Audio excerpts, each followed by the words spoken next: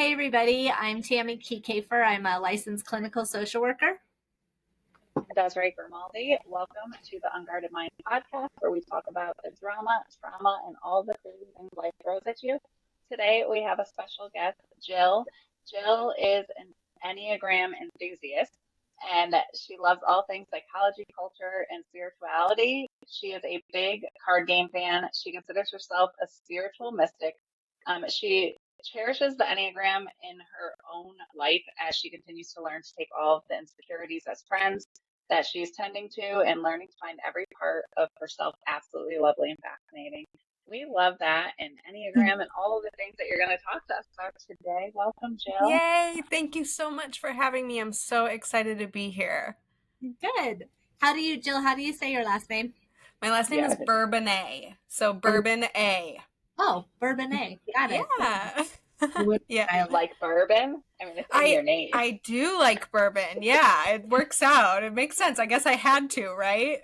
They said your last name is like tied to like down in history. Like, totally. Somehow. Yeah. It's so interesting. I don't know the details of my last name. I do know that it's French. I'm French Canadian. And at one point I lost my last name. I'm divorced and I got married really, really young, and I was honestly just in a culture where I didn't even know you could keep your last name, and I'm so happy to have it back, and I'll never lose it again.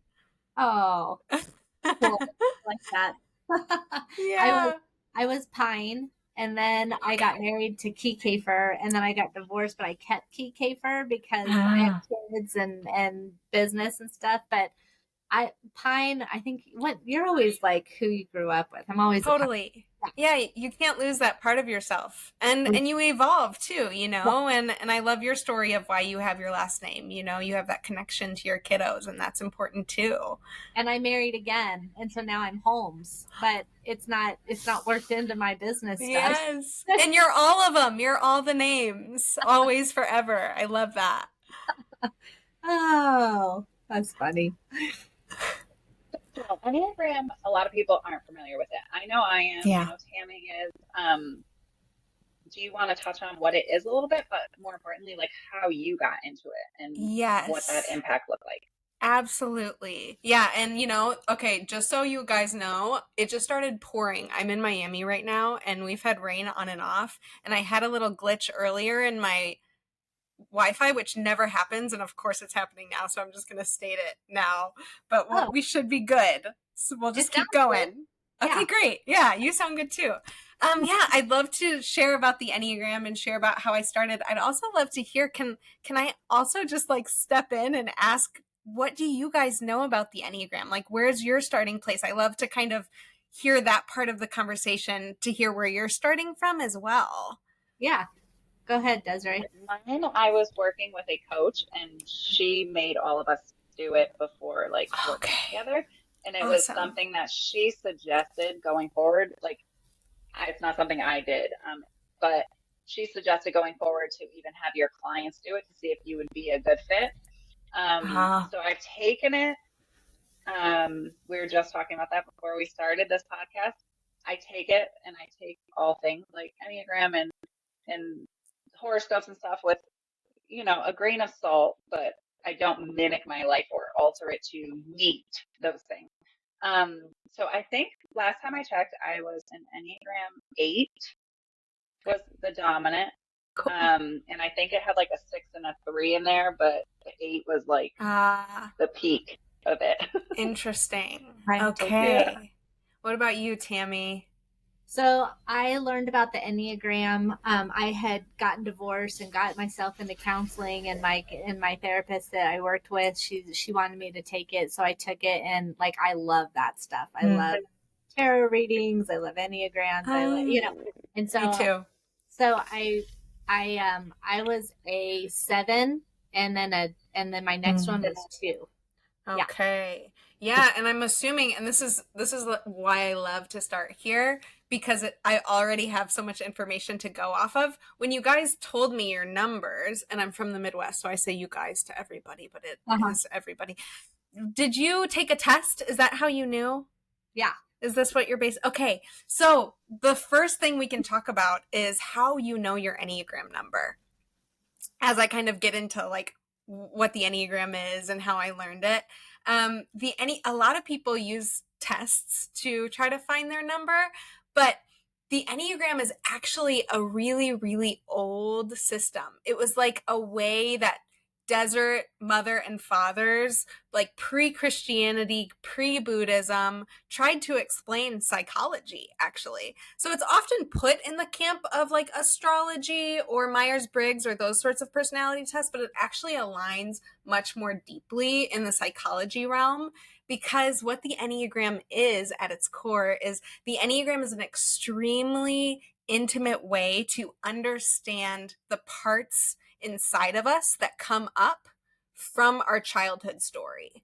So with the Enneagram, there are 9, they say, prevalent childhood stories that every one of our stories fit into in some way. And from those childhood stories, just like we understand through psychology, we understand that different internal messaging creates different ways of protecting ourselves in life, of getting our needs met, of surviving and thriving. And the Enneagram really points to specific parts inside of us that we collect as we hear those specific stories inside of us. And so because the Enneagram is this old system, and because it has a lot more to do with understanding who we are and actually researching the system, we as Enneagram coaches or guides or sometimes therapists or teachers, we say that actually a test isn't the most helpful way to know the Enneagram. It's a way, like, I love to hear your tests and what you get, because I'm kind of getting the energy of what your parts might be. But it really is just a first step to kind of look a little deeper into the Enneagram. It's definitely not your number just because you got it in a test. Okay. Because I felt like they asked the same question over and over and over and over and over. Like, totally. That 10 questions ago.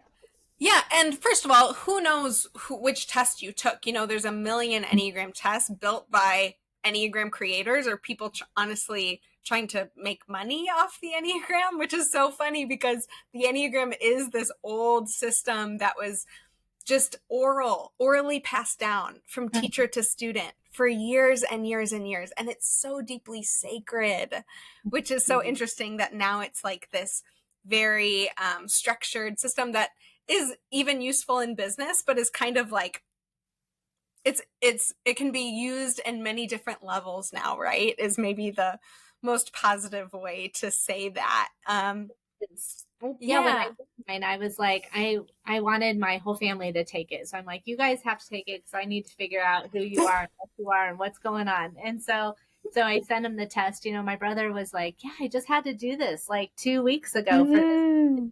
And so businesses are doing it, and I would love to incorporate more of it into my private practice, but I don't know enough about it to like, you know, do anything with it. I think, yeah, it's definitely psychology based. I could see that. Yeah, totally. And, you know, the other thing about it is going back to what you said, Desiree, about the questions it's asking. The beautiful thing about the Enneagram and really what sets it apart from other personality things that it kind of gets put in the bubble with is that the Enneagram is completely based in your motivations and your drives. It actually has nothing to do with the externals. What you do, it's about why you do what you do. So other personality tests, I know that they change. Like the Myers-Briggs can change. You can change over the years. You are always your Enneagram number from the day you're born. Maybe that is a little bit like nurture versus nature conversation, but until you die. And that is because your childhood story doesn't change. So your Enneagram number doesn't change either. And it really is at its core, when you're using the Enneagram for healing, you are trying to, and us as guides and healers, we're trying to help you actually get out of your number instead of fit you into a box. We're trying to allow you to have the space to say, okay, you have that protector or part inside of you based Mhm. on the story you received in childhood. But how can we allow that part to be met in a way where it has freedom to make whatever choice is actually best for it in the moment, and not what it felt like it had to do to protect you through your life? So what's the best way to, because I've taken a couple of them and I did come up with different numbers, and I was like, I just picked the number that I thought fit me the best. so, so Which, yeah, the which 7, the 2, I think. Yeah, which for you, Tami, that is probably a great way to start, because you probably, I mean, I'm guessing, but as a therapist, have a level of self-awareness about your own internal motivations and drives and thoughts and feelings and fears and all of the things that the Enneagram speaks to. And when you have that, you kind of take the information, if you can be like a compassionate, curious detective of yourself, and then you go to the knowledge of the Enneagram. So I would say the best way to find yourself within the system is to read some really good Enneagram books, which there's a lot of them. The Wisdom of the Enneagram is probably my favorite. And then Beatrice Chestnut, she's one of the leaders in the Enneagram. She's got great information. Go to podcasts about the Enneagram. And also you can get a guide or a therapist that works with the Enneagram that can help place you in the system. I'd say those are the best ways for you to start. Interesting. That's Yeah. cool. Yeah, and you can really, what were you going to say, Desiree? Go ahead.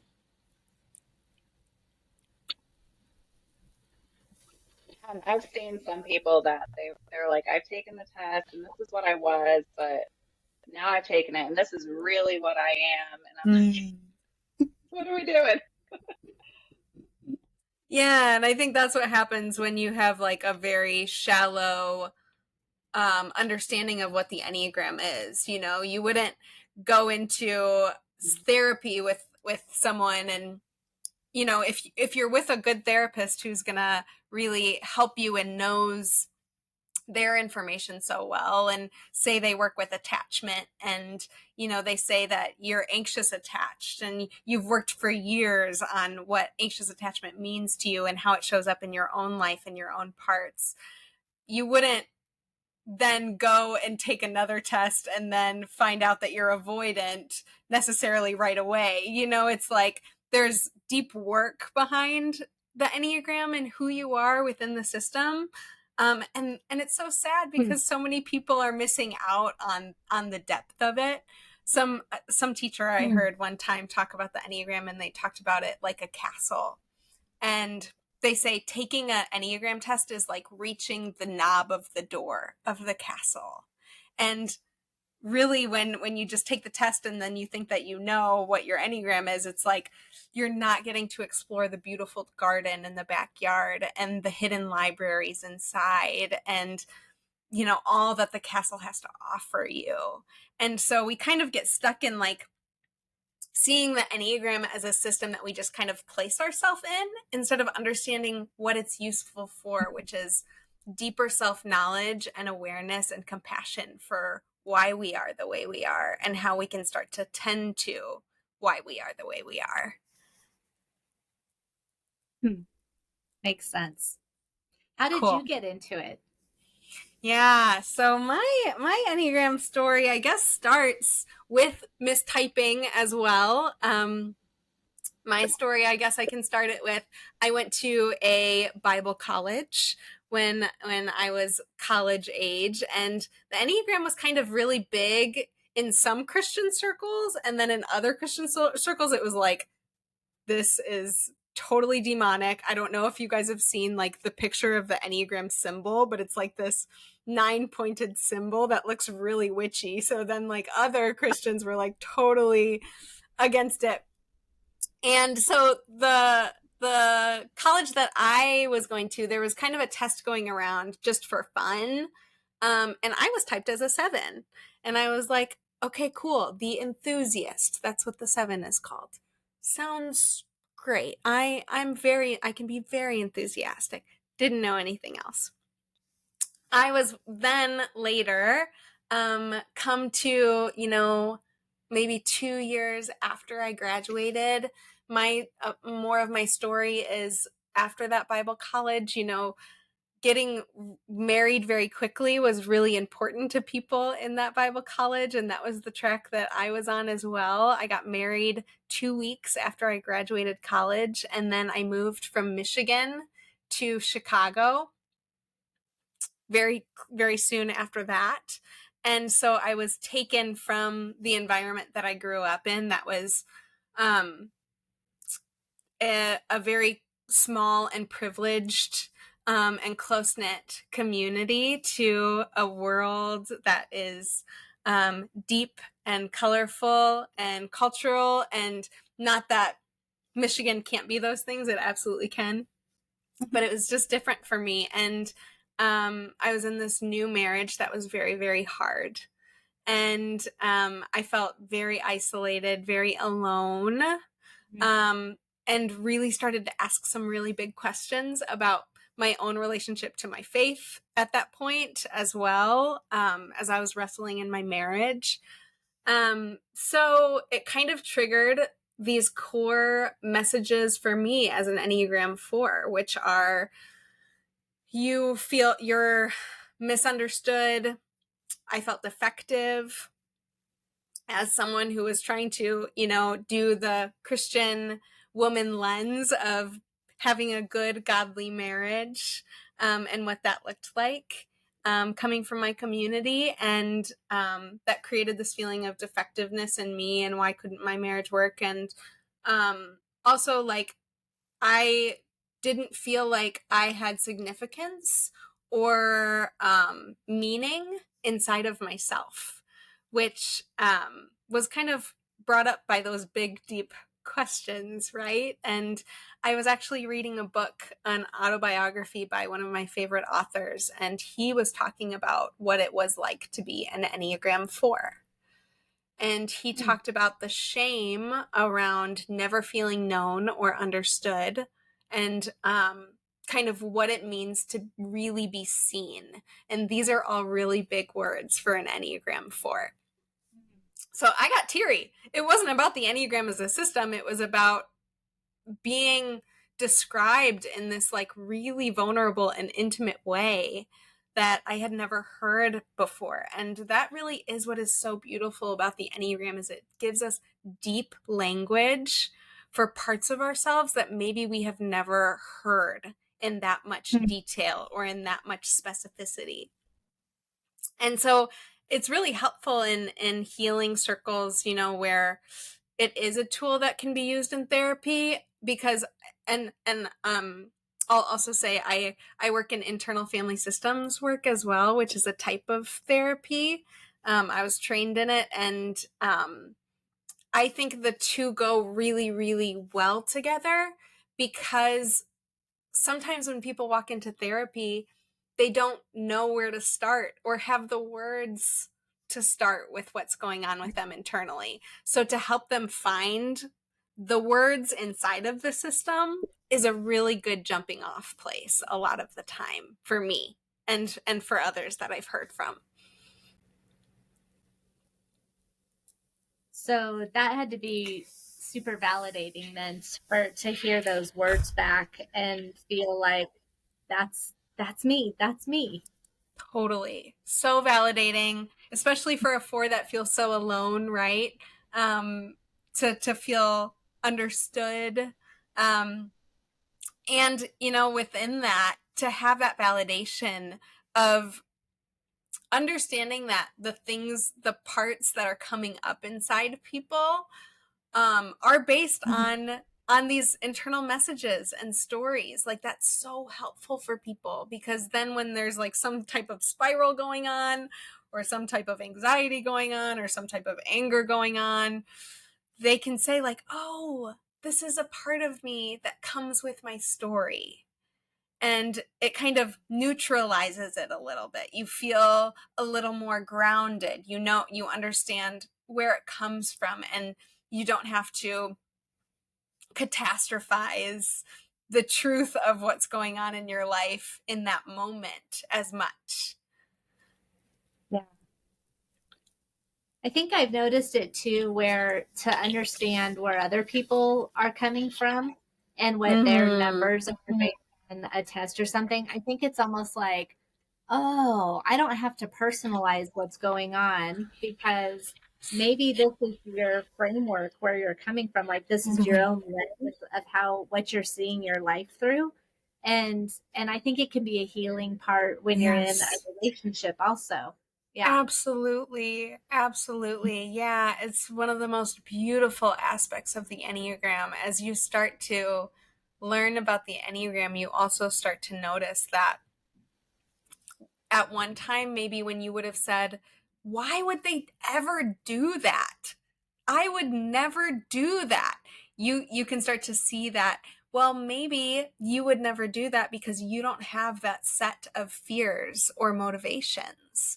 And once you start to see that there are these different types of fears and motivations, it doesn't only help you understand, it also helps you have so much more deep empathy for those people in your life and in your story, because you can understand not only why they're doing what they're doing, but where that comes from inside of them, which is such a beautiful and important part of the Enneagram. Yeah. And you think of empathy that leads to being able to find forgiveness, detaching. And yeah, I could definitely see that. Yeah. And like you said, you don't personalize it anymore. You can say like, oh, this is a you thing and I see why.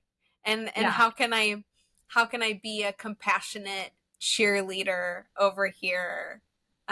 Which is really hard to do when we become defensive or take things personally. Yeah. Yeah. I was wrong in the beginning. I was like, I have an Oh my gosh, you found an email. A 5 and a 2. Okay.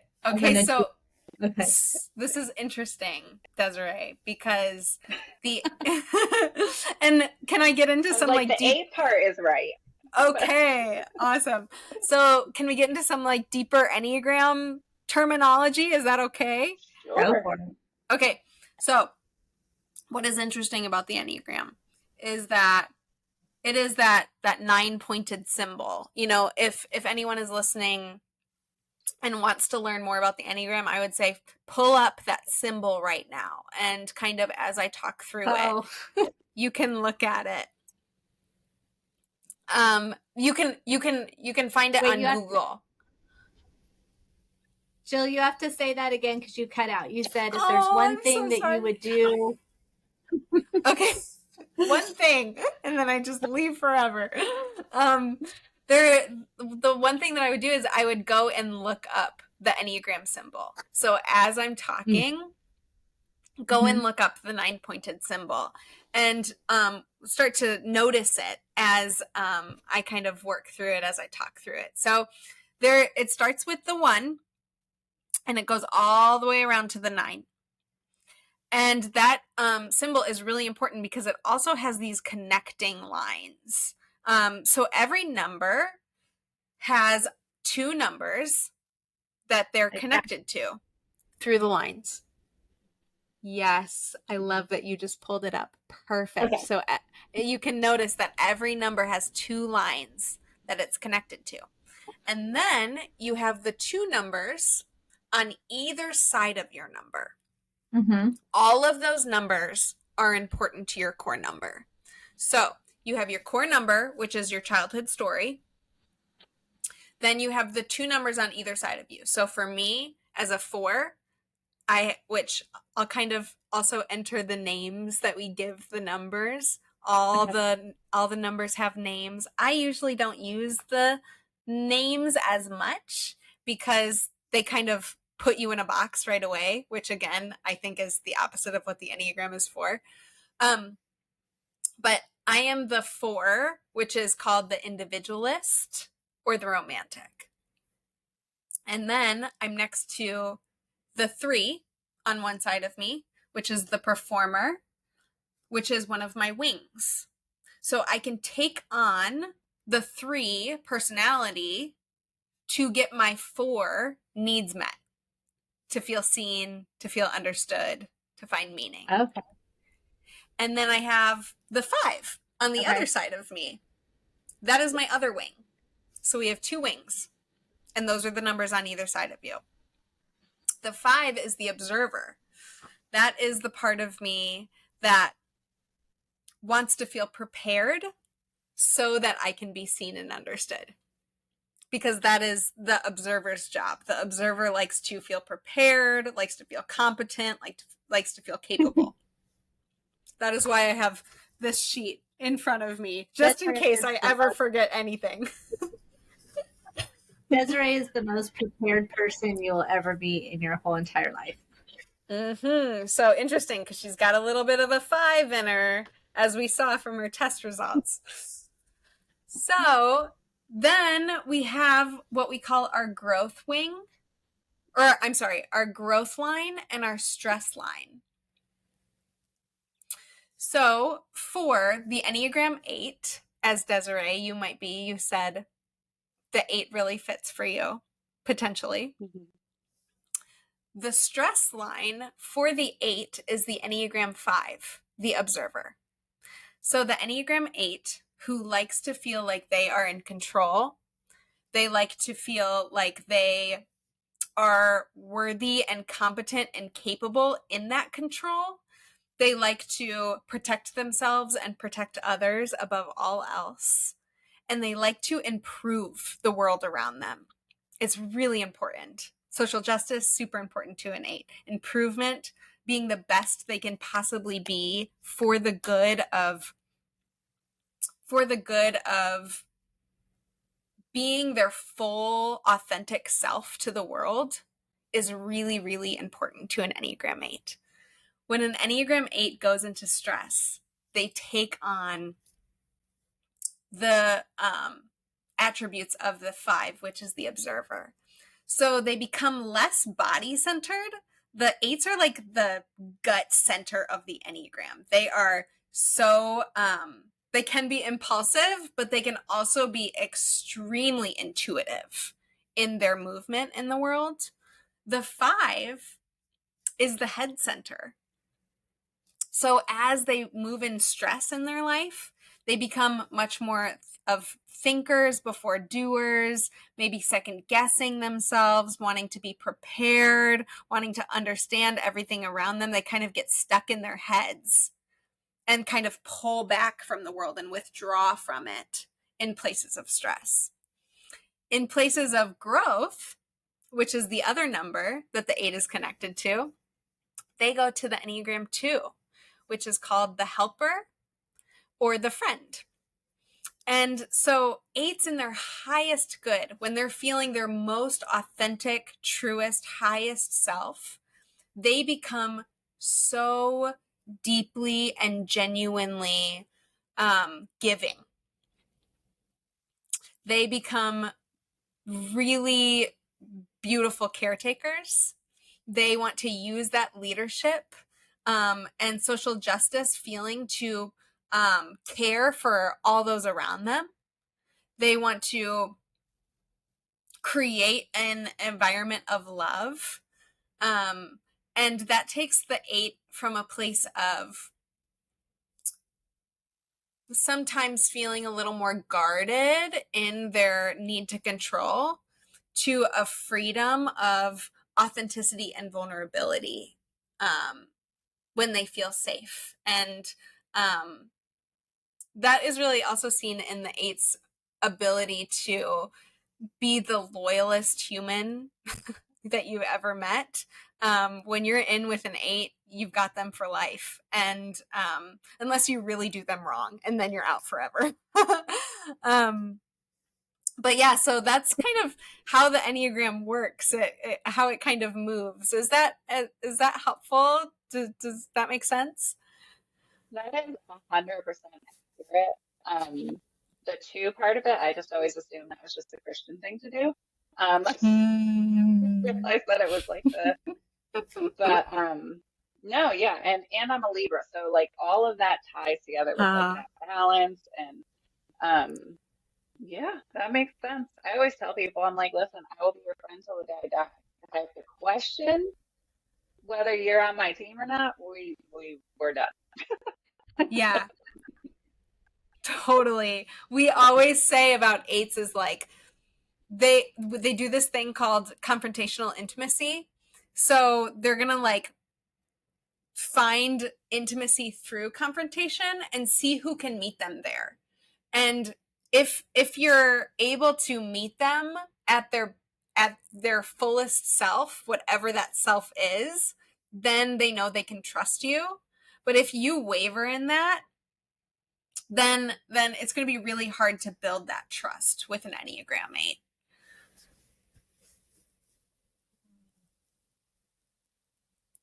Accurate. Yeah, well, you did the podcast with me and my husband. I mean, he said that like I was confrontational and I argue and and he's like, "Are you done? I heard you. Are you done?" Like, but he didn't get out of control. I would, but he wouldn't. And I was like, probably the only person that could tame that a little bit. Yeah. And it sounds like But, that is a beautiful way for him to meet you, to be able to meet you, but not maybe match your energy in that space, to be able to stay in his own energy. But the fact that he can say, I hear you and I'm with you, sounds like a really beautiful way to care for an Enneagram 8 in conflict. But they also, 8s really want to be matched. Like, you're not afraid of confrontation. And I used to be very intimidated by Enneagram 8s, and now they're some of my favorite people in the world. the intimidation came from like, I really want these people to like me. They're so strong in their presence. And I kind of maybe sometimes cower in that strength. But once I found out that the Enneagram 8 just wants to be matched, they don't care if you disagree with them. They just want to have the conversation. I felt this freedom inside of myself to just be exactly who I was with an Enneagram 8. And the 4s and the 8s, authenticity is really important to both numbers. So I like, once I understood that tie, it totally changed my ability to connect with a number or a type of person in the world. So that's one way that the Enneagram is super helpful for our relationships. can we get along so well? Because we are a complete opposite of the spectrum in our beliefs and our, all that we were talking about before you got on, but like in a lot of things, but we could have just a conversation and hear each other's side of it, and it doesn't change. Well, not for me anyway. I mean, Tami might know. It doesn't change how we feel about each other. Like we just talk and we have different opinions, and that's okay. I love that. I love that. You're right. It's beautiful. That is so interesting. I just, I think it's all fascinating, but I think where some people get turned off is like they try, like they hear, like, okay, this is what this, horoscope means, or this is what the Enneagram means, and then they try to manipulate their everyday world to meet those things. Which I don't know. I don't think that's what you're supposed to do. So it's part of it. I'm like, it says it, and there's ways it relates. You don't have to like change your being to meet, and like you said, like fit in that box. Like let's figure out how to open that box. And totally. So. Yeah, it's kind of the opposite of what the Enneagram is actually used for, right? I tell people, especially when they're at the beginning of their Enneagram work, to kind of take the stories that different Enneagram numbers hold, and as you find your own number, get curious about those stories that the Enneagram has to offer you. And as you get curious, like something in my own personal life that I can share that relates to this is every Enneagram number has a vice and a virtue. And the Enneagram vice for the 4 is envy. I got to know that. And at first I was like, I don't fit that. I saw envy as jealousy, and it didn't make sense for me. So Desiree, like what you're saying, I could totally see someone being like, okay, I must be envious. That just must be me. I must fit into that, you know, and kind of fit themselves to it. For me, I got really curious about what does envy mean and how are they using this word? And then I kind of looked into my life and saw where it fit. And actually, I started to understand a deeper way to understand envy, which is for the Enneagram 4, it really is this place of being able to see everyone else's magic but your own. And okay. Yeah, and as an Enneagram 4 sees the magic and meaning in everyone around them, you know, I wouldn't get like jealous and angry or like want to be that person. I would more long for that magic to also be in me. You know, and it didn't matter what it was. I always say, like, it could be that you're a karate instructor in China and you're touring the world and you are this amazing instructor, and maybe I've never cared about karate my whole entire life, but all of a sudden I'm like, oh, I wish I was a karate instructor in China who toured the world, because I see the magic in that for them. And so it was so helpful to kind of start to help me understand that part of myself that maybe I didn't have words for before. So it sounds like because you had mentioned fear-based type stuff, and then I was thinking that when conflict presents itself, it draws a lot of fear from people. And so the vices and the virtues, is that kind of like when you're in conflict, here's where this stuff can pop up? And because it's like fear-based? Okay. Yes, I would say those vices will come up inside of you within a trigger. So it's one way to experience yourself as you're triggered, is to understand that vice. I would also say that there is, specifically when it comes to conflict, what I usually do because I meet with couples as well, is once we find their Enneagram number, we talk about the stance of the Enneagram number. So there's 3 stances inside the Enneagram, and a stance really just means like the way you deal with conflict, the way you are met with a problem, and how you solve that problem. And so the 3 stances are either you move towards, you move away, or you move against. Amazing. Okay, yes, I had to move for a second for technical difficulties. So the stances in the Enneagram, there are 3 stances inside this system. There is what we call the move away, the move against, or the move towards. And those are the old names that they used to use in the Enneagram. There's 3 other names. So the move against is now called the aggressive or the assertive type. That's the 3s, the 8s, and the 7s.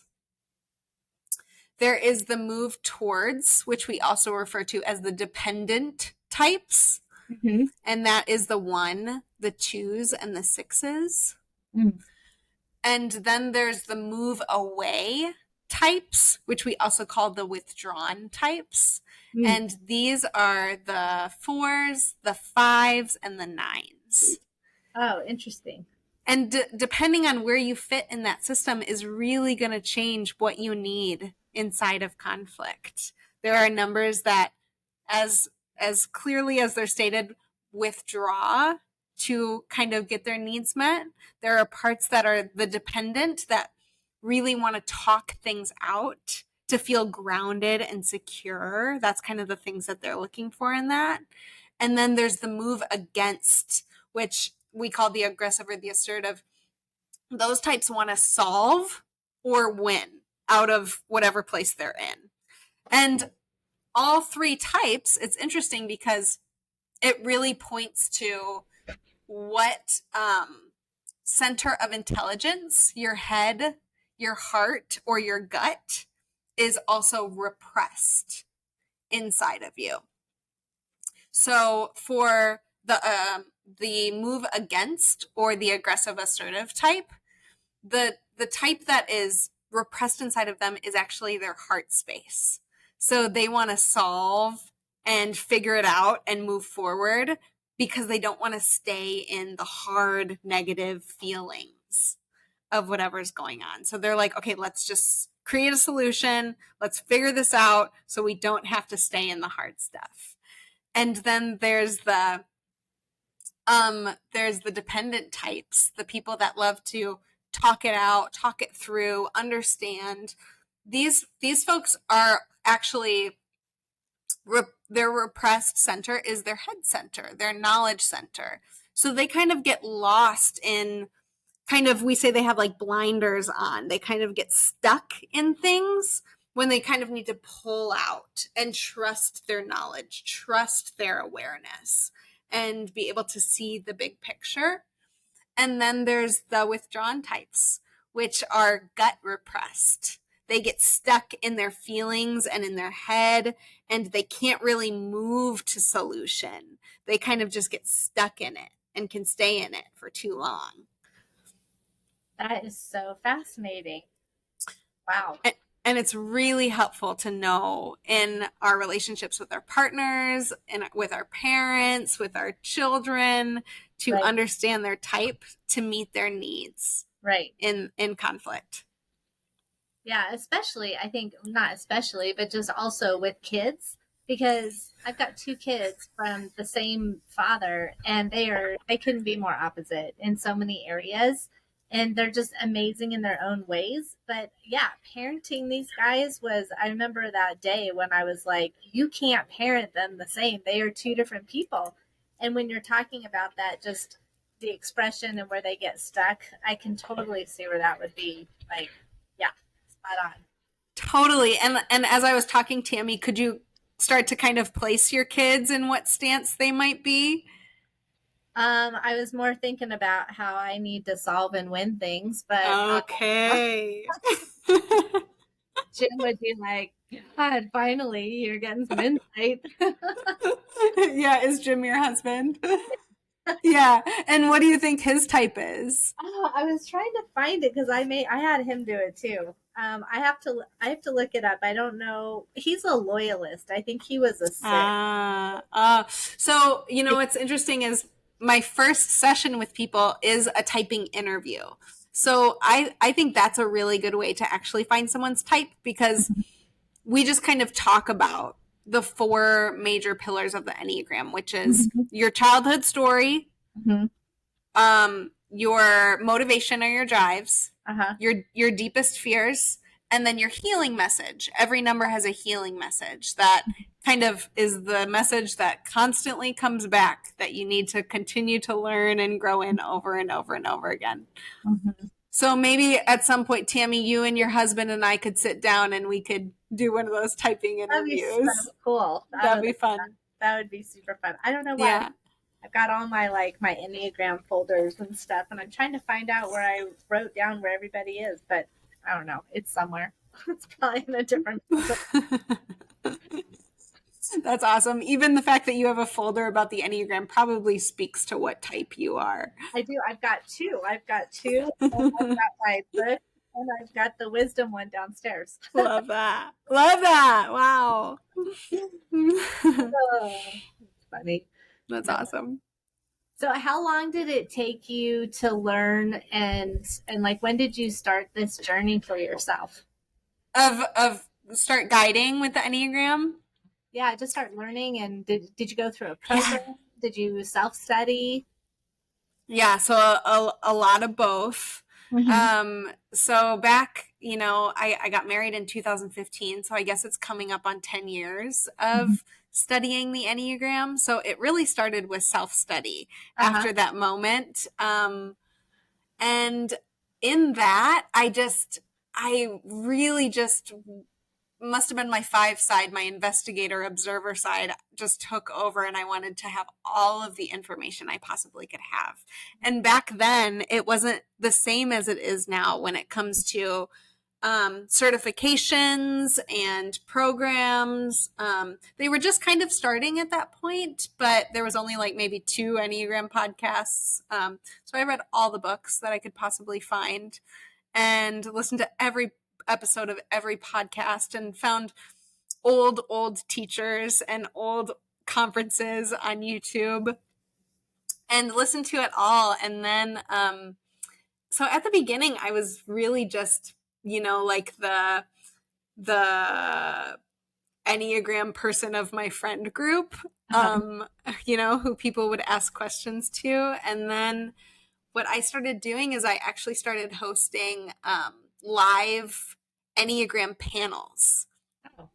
So they were events where I would have 6 2s on stage with me, and I would ask them about their childhood story and how they fit in and what that was like for them and how that affects their life now. And people would come and listen and learn and ask questions. And it was just such a beautiful environment. And then when COVID hit is really when I started taking this work more seriously for my own gain. And I should say also in that I did lots of certified courses in the meantime, but just for my own understanding. And, it probably points back to my own Enneagram number of why it was really hard for me to start moving into being a guide for myself. I think what was always really hard for me in this work, and I think is still tough at times, is I had a hard time not feeling like I didn't want to be the answer to someone else's healing story. And I think that is why the Enneagram was a beautiful place for me, is because I really rely on internal family systems and the Enneagram to be the healer. And I am just the compassionate observer in the room as the healing can take place. And when COVID happened, I realized that I really needed to get out of myself. I'm a withdrawn type. So I was really thinking about my feelings and feeling about my thinking for a long time. I was like, if this is helpful for anyone, I just want them to have this system. And it became not about me anymore and what I would be or wouldn't be within that role. It was just like, I really want to be a compassionate space where people can learn about themselves and others. And so during COVID is when I started that, and then it took off from there. Wow. That's so cool. Yeah. So how do people find you? How would they find you? In what capacity do you work with people? Is it on your own? Is it within an organization? Yeah. So right now I work on my own. I have my own business for Enneagram and for IFS healing. If anyone is interested, they can go to jillthehuman.com/Enneagram. Okay. I'm on Instagram a little bit, but honestly, I'm really, really bad at social media in the setting. And there's something that just I wrestle with, or a part of me wrestles with, when it comes to healing work and the internet as well. I do have an Instagram page called Art of Enneagram. If you want to go there, I sometimes post on there as well. Okay. And then obviously, I guess you do virtual stuff, right? So all virtual, all over Zoom. And I meet with couples, individuals, and I also do workshops for corporations or small businesses and churches too. Okay. Great. Yeah. Well, this has just been like a little tidbit of what the mass is underneath the surface. So Totally. I think it's fascinating, and I think it's just how you can apply it to your life and how it helps you understand, a little bit about where you're coming from, but how you can relate with others and what you hang on to and what you need to let go of, and how you can just, I think at the end of the day, it's all about connection and connecting with friends, family, your partner, your neighbor, whoever. But it's, I try to work a lot with, like, it's how you show up. So how you show up in the world is the energy attracts energy. And you might as well know what your own energy is, so you can get out of your way and find some peace and happiness. Absolutely. And that is exactly what the Enneagram is for, Tami. Great job summing that up. Oh. Well, Desiree, did you have any closing? No, it was all super insightful. I don't know, you pegged me pretty quick. I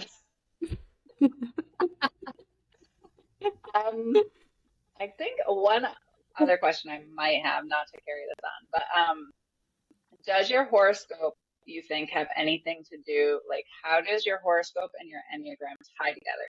Because you pegged me through my numbers that I think I am. But then I'm a Libra. So I know that comes with a lot of balance and justice. And so they sound very similar. So I'm just wondering, like, how does your horoscope connect with your Enneagram, if it does at all? Yeah, it's such an interesting question. I would love to do like a case study with an astrologer and really deep dive into this, because I'm not sure anyone really has. I see patterns for sure. It's not always, but actually a lot of Libras I meet are also Enneagram 9s, which is interesting, Desiree, because you have an Enneagram 9 wing, and that would probably really play into that Libra part of you. And the 9 is called the peacemaker. The 9 avoids conflict at all costs. She's like, it's not me. Yeah. She's like, not me.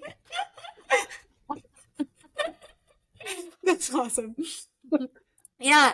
And well, what's really funny about the 9 and the 8 is, like, that's a really hard wing pairing, right? So the way that shows up for people is really interesting. But the Libra is all about the balance, like you said, and the 9s are all about environmental peace. And it just makes so much sense that they would be the Libra, that they would be like the personable, kind, genuine energy of this Libra is also very similar to the Enneagram 9. I do find those similarities a lot with all numbers. If we went through them, I would kind of give you some of the energies. So I'm like, Pisces is like pretty Enneagram 4. I'm not a Pisces, but I would bet you anything, if I got my chart read, I probably have a lot of Pisces in my chart. Mm-hmm. Who knows? What about, like, you do, I can't remember what the birth map, I'm not really sure, but like what time you were born, and it's like like, I'm a Taurus through and through, like Taurus rising, Taurus setting, Taurus all over the place. I don't know. And so the moon, whatever. So it does that kind of play into, I guess, kind of like Desiree was saying with the astrology part, but then the birth map of timing that you were born and where you were born, and right. Yeah. Yeah, exactly. Because that creates your whole astrology chart. Yeah. Which is made up in all of the planets and where you were at that time. And that's what I think. That's when I say, I think I have a lot of Pisces in my chart. I think it probably has to do more with that than our core number. But, it's probably a lot of all of it. It's really interesting. Yeah. That's cool. I know. I'm so glad. I'm so glad. I know. I could talk to you for 4 more hours, but I gotta respect the time too. But that would be fun. We will definitely have all of your information posted under the video so people know exactly how to find you. And thank you so much for being a guest. Thank you so much for having me. It was so nice to meet both of you. I appreciate this. Yeah, great to meet you and enjoy your Miami rain. Thank you. I'm going to go get in the pool in the rain or something fun. That'd be awesome. Dance around. All right, Jill. Thanks so much. See you soon. Okay. Bye. Thank you.